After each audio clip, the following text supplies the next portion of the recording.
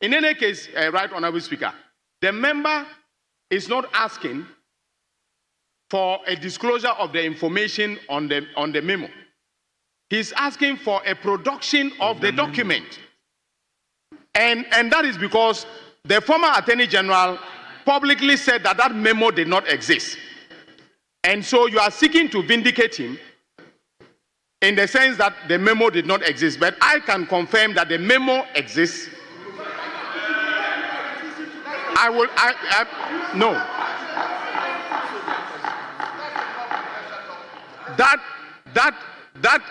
Production of the document, I have come under RTI to say that the document is exempt.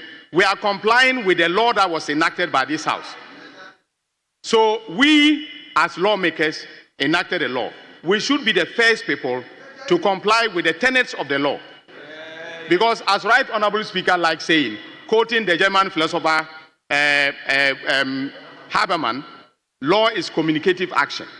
And if we have communicated the principles of the RTI law to the public, to the populace, we should be the first people to comply with it.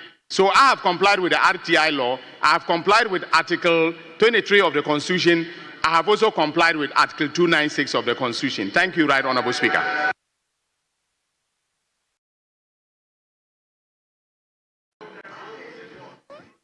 Minority Leader, if I heard you well, you say this is your last question.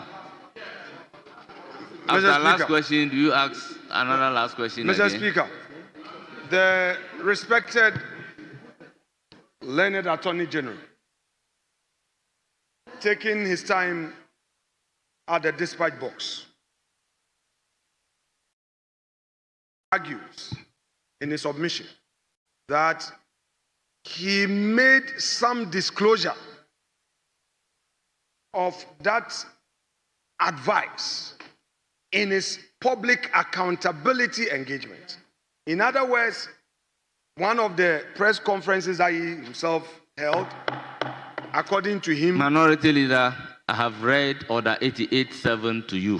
Yes, Mr. Speaker, I'm not saying anything does new. not allow you to very do well. what you Mr. are Speaker, doing. Mr. So Speaker, you are either going to ask a question Mr. Speaker, I or get you. I overrule you. Mr. Speaker, I get the point you want to make. I shall assist the chair. Mr. Speaker, the learned Attorney General has disclosed to us that he has already made available aspects of the memo to the public. Would he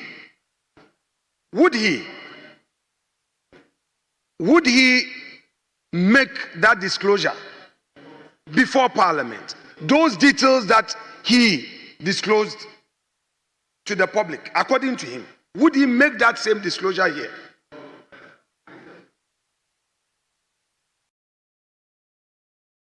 Yes, Honourable Minister.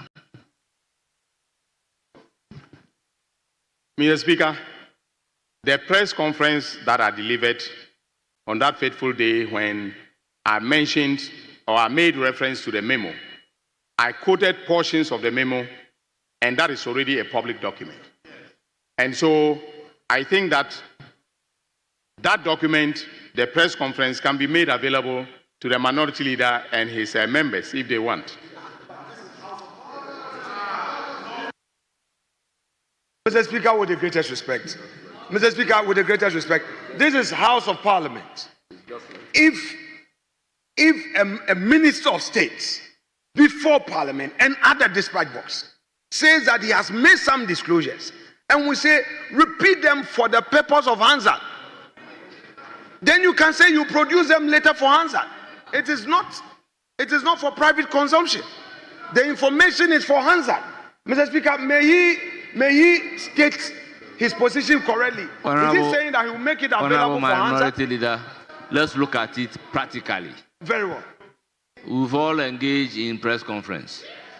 So if you have done a press conference and some days or months after, you are being called upon to be by the dispatch box to state what is contained in the press conference. Mr. Speaker, we can solve it this way. He himself, Mr. Speaker, don't worry.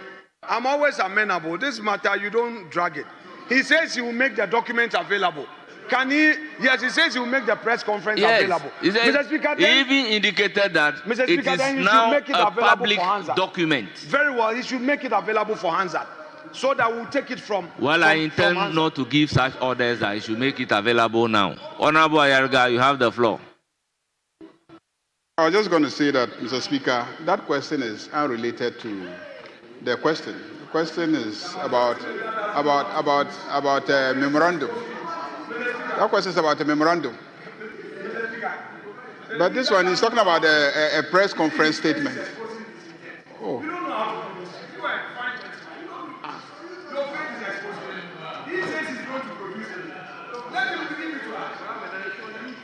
Mr. Speaker, the minority leader just confirmed to everybody in this chamber that he's a master of mischief. That he is a master of mischief. Yes, I've heard him that you don't know how to do mischief. I don't know how to do mischief.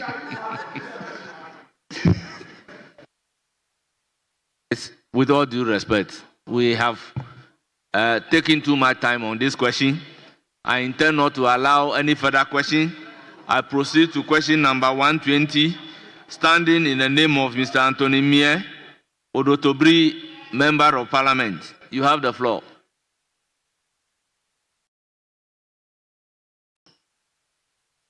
Thank you, Right Honorable Speaker. I rise to ask the Minister for Justice and Attorney General the efforts being made to finalize the legislative instrument, which is to regulate the operation of the Lands Act, Act 1036, for same to be presented to Parliament for consideration and passage.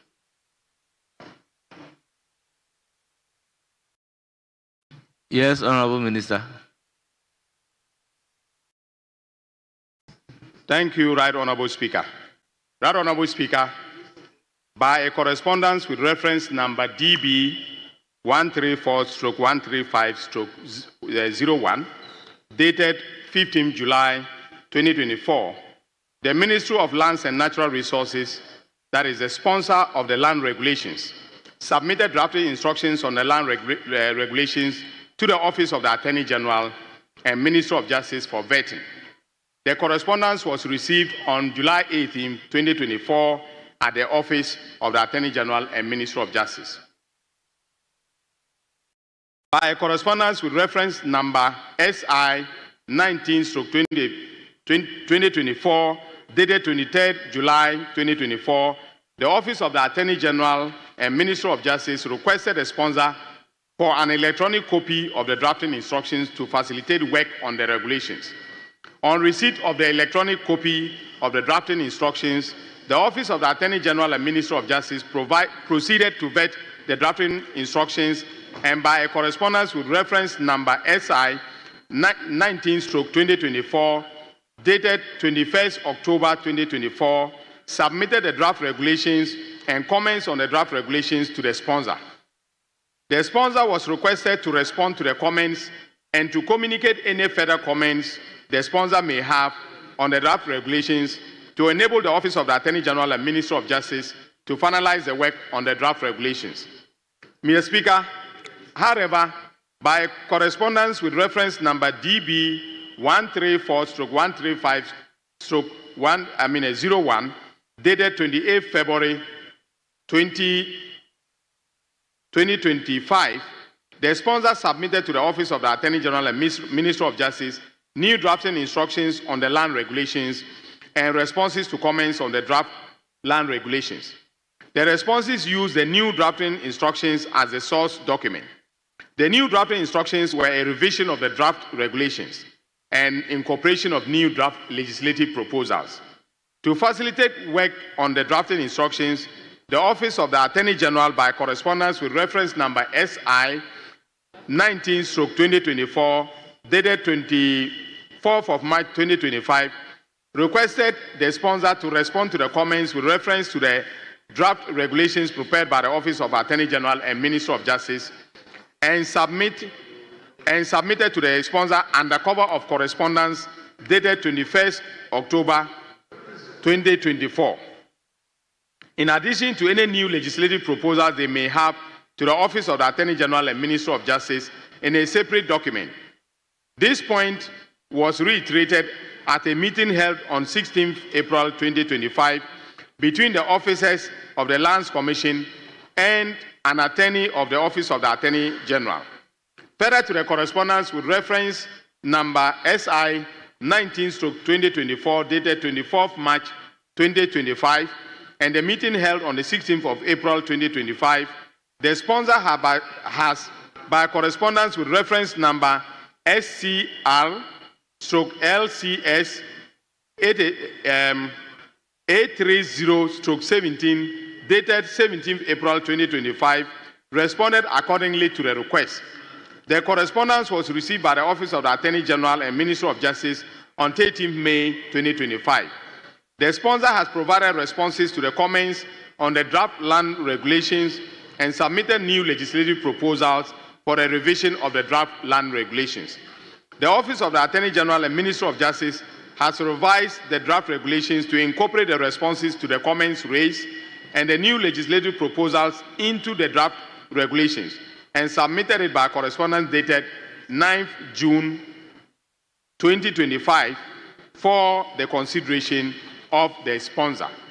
Further to the expression of satisfaction by the sponsor with the regulations, the Office of the Attorney General and Minister of Justice will finalize and submit the regulations to the sponsor and in accordance with the enactment process, request the sponsor to liaise with the clerk to the Parliamentary Committee on Subsidiary Legislation to arrange for a pre-laying meeting for the Parliamentary Committee on Subsidiary Legislation to consider the regulations before the regulations are laid in Parliament for the statutory 21 sitting days in accordance with Article 11(7) of the Constitution of the Republic of Ghana. I thank you very much, Mr. Speaker. Honourable Member, any supplementary? There will be no further questions. I am very grateful, Minister. I'm also grateful to the Right Honourable Speaker. Thank you very much.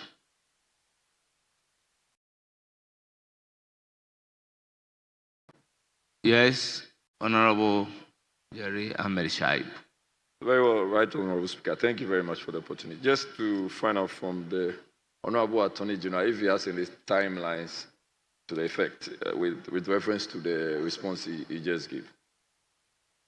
But Honourable Jerry, actually he is not the sponsor.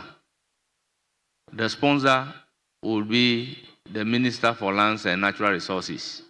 So they are just providing legal services, which the ANZA has indicated.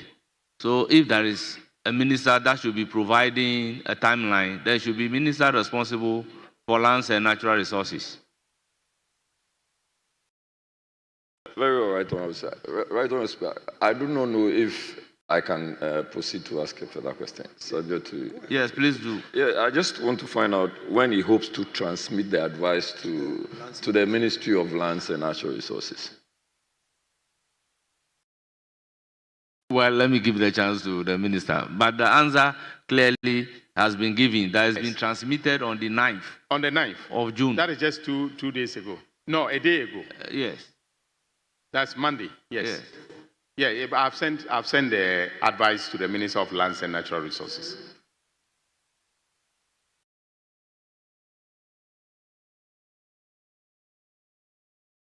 Mr. Speaker, in view of the fact that this is a major public interest matter, the fact that, Mr. Speaker, the activities on our water bodies, on our forest reserves, have become of grave concern to the country. Would the Attorney General ensure that, having transmitted this opinion, his assigned officers at the Lands Ministry will facilitate the drafting of this legislative instrument to this House without further delay. Honourable members, respectfully, I stand on Standing Order 89 to overrule the question. Is there any other question?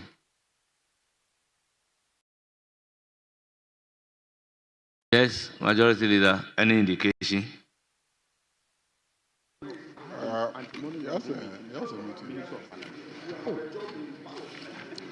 Mr. Speaker, I think that is it for questions. Very well. Then, if that's the case, let me discharge the Attorney General. Attorney General, thank you very much for attending upon the House and answering the questions slated for you. We are most grateful for answering the question to the satisfaction of the members of Parliament. You are hereby discharged.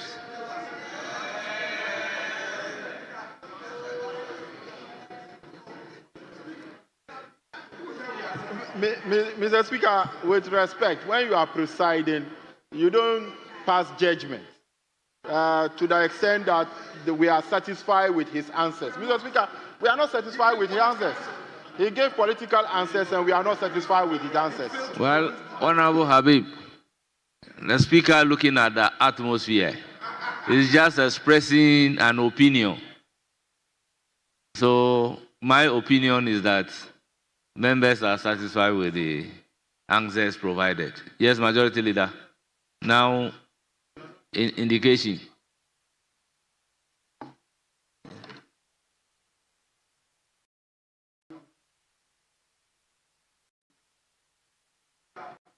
The Honorable Ranking, please. It's been admitted, please. Mr. Speaker himself has admitted.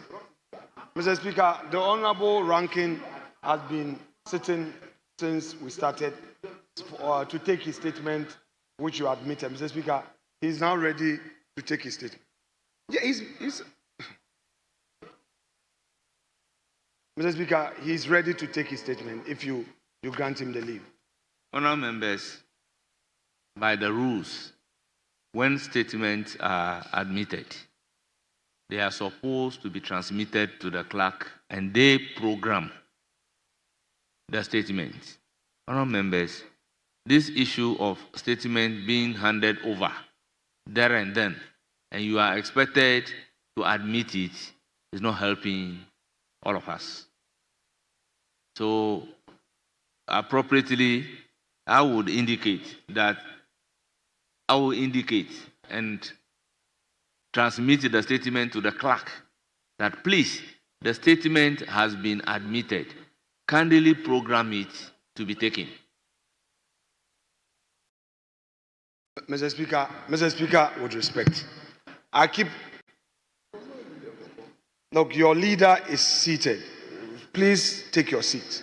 If for nothing at all, he is the one to rise on any rebuttal. You sit down.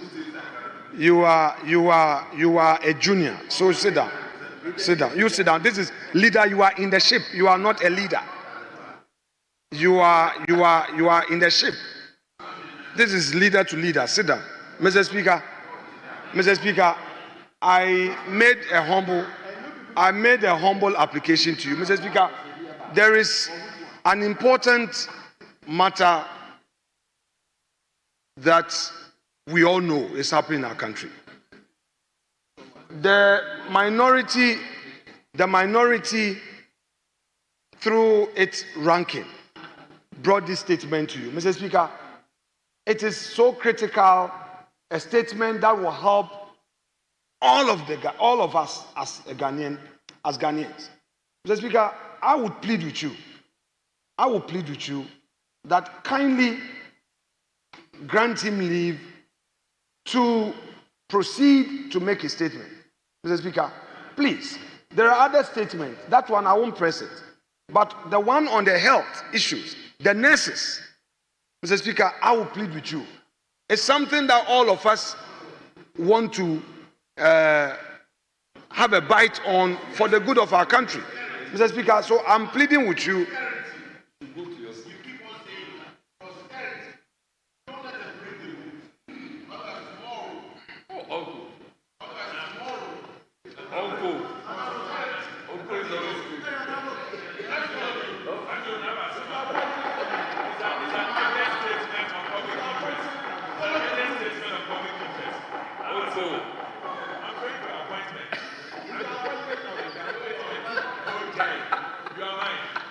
Mr. Speaker, it's a humble plea. I'm not asking for the other statement you admitted.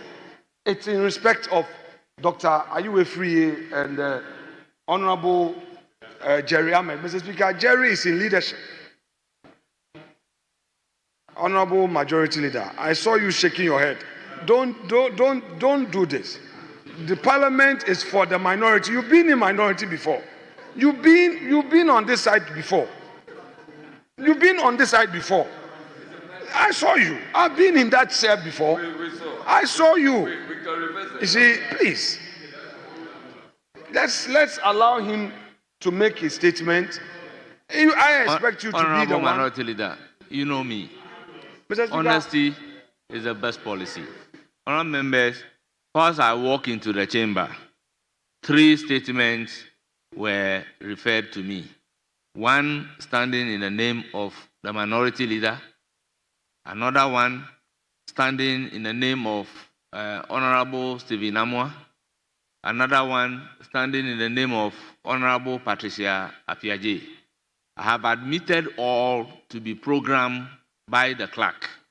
Then the Deputy Whip also brought a statement. But honestly speaking, I was unable to read through his statement to even take a decision whether to admit or not to admit. But I'm being called upon to call the statement. That's the difficulty that I have. That's the difficulty that I have. So the admitted statement for today are to be programmed by the clerk.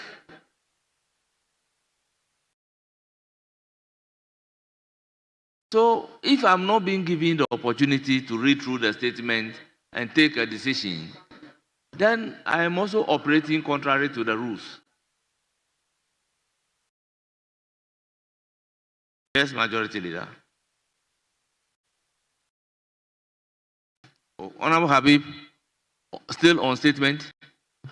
Yes, Mr. Speaker, I just want to draw your attention to section of Order 93.1. Order 93.1 up to 8. Mr. Speaker, like you indicated, the person or the member to make the statement have not offended our rules in any way. If there is one way or the other, either the clerk at table have not been able to program his statement, that is not his fault, because statement has been advertised on the order paper today. So it did not offend under Order 93.7. Mr. Speaker, it says that the Speaker shall cause to be transmitted to the clerk statement admitted to be made on a particular day to be advertised on the order paper for the purpose of the notice of members. Mr. Speaker, that has been complied. That if you look at today's order paper, page 3, 9, item 9, we have statements. So, Mr. Speaker, if the clerk at table did not have statement admitted, and for that matter, statement to be read today, there's no reason for it finding its place under the order paper. So, Mr. Speaker, as such, I invite you to indulge the member to make such statements. Honourable member, I think we are speaking at cross purpose. Read Order 93.2. It states, the proposed statement shall be admitted by the Speaker with or without modification. Now, whilst I am in the chamber, a statement has been given to me to admit, and I couldn't read the statement. How would I transmit this statement to the clerk with or without modification? So the point that I'm making is that when I walk in, I receive 3 statements which I quickly read through and admitted them to be programmed by the clerk. Then my very good friend and classmate brought his statement. But you can see that his statement I have not read through, so I have not indicated anything. But because I have read the Majority Leader's statement, I have admitted it to be forwarded to the clerk. Because I have read the statement of Honorable Patricia Apiaje, I have admitted it to be programmed by the clerk. I have read the statement by Honorable Stephen Amwa, Whilst in the chamber, I have admitted it to be transmitted. But because Speaker called me to take the chair, I could not read through the statement of my friend Jerry Ahmed. So there is no indication whether it's been admitted or it's not. This is my copy. Mr. Speaker. That's the point I'm making. Mr. Speaker, the able minority leader gave an indication that the member is going to make the statement with regards to the striking nurses. Mr. Speaker, and if you read Order 93.1 properly, it says that, Mr. Speaker, by the indulgence of the House and the leave of a Speaker, a member may explain a matter of personal nature or make a statement on a matter of urgent public importance. Mr. Speaker, people are dying in our hospital as a result of the striking nurses. This is a Honorable matter Habib, of kindly resume your seat. Important, Honorable Habib, kindly resume your seat. If you want to make an urgent statement taking advantage of Order 93.1 and 67, you ought not to have put it in writing requesting that I should admit or not to admit. Is that the procedure? When your leader has been raising matters of urgent public importance, does he put it into writing? But having written a statement, expecting me to admit it, I will have to read through the statement and decide whether to admit or not to admit. That is the point that I'm making. You have written a statement calling on me to admit the statement.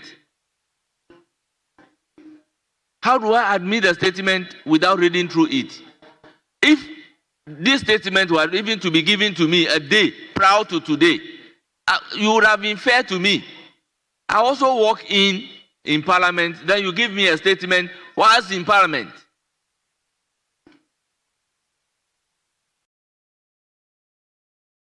Mr. Speaker, I would plead with you to. Mr. Speaker, I would plead with you. I've engaged my colleague.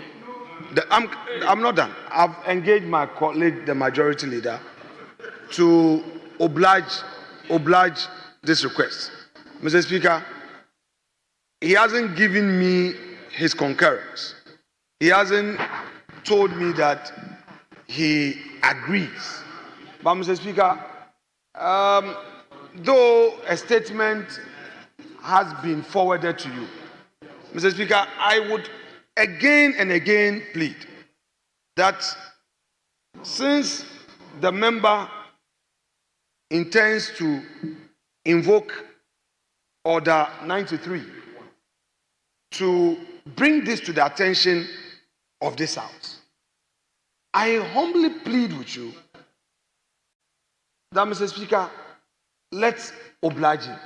Mr. Speaker, I agree that we must go by our rules, but we've had some rare occasions where we as masters of our own rules have looked at ways of accommodating certain urgent matters for the purposes of democracy. Mr. Speaker, I am pleading with you. Honorable Minority Leader, you know I'm not a difficult person, but nothing will let me set a bad precedent. Bad precedent in the sense that a member will bring a statement for admission, and there and then the member wants to read the statement. 2, if the member is unable to read the statement, then the member now turns around to say that though I have brought a statement for you to admit, because you didn't admit the statement, let me read the statement under Order 93.1 and 67. The indication is that I intend not to grant any leave.